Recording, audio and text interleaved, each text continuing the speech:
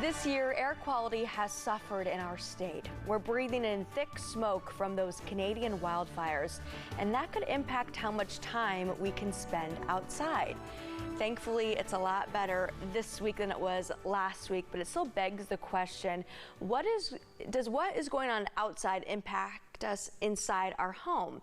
Well, here to tell us how to keep the air in our homes fresh and clean, let's talk with Jake Wearmouth, an HVAC service manager at Golden Rule Plumbing, Heating, and Cooling. First, thanks so much for joining us this morning. Yeah, thank you for having me. And to answer the first question, is what's going on outside impacting us inside?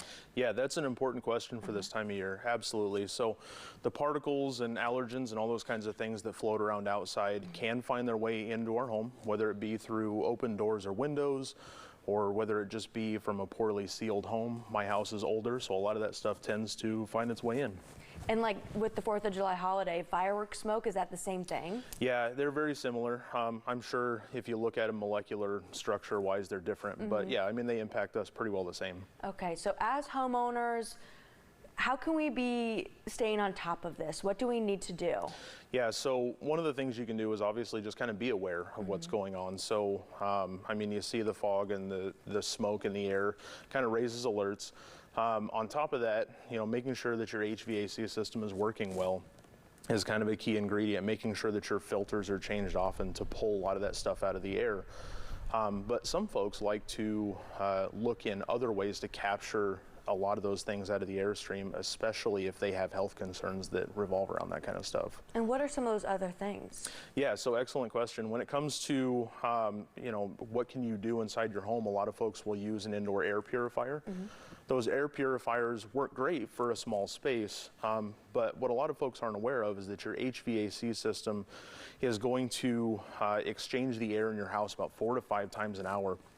So that really is the optimal place to treat dust, allergens, germs, viruses. So some of the things you can do is work with an HVAC professional like Golden Rule to put in an air cleaner or to put in like a HEPA filtration system, as well as other things, UV lights to kill germs and viruses, oxidizers to help take care of chemicals and gases and odors, anything to inch you closer to healthier breathing air.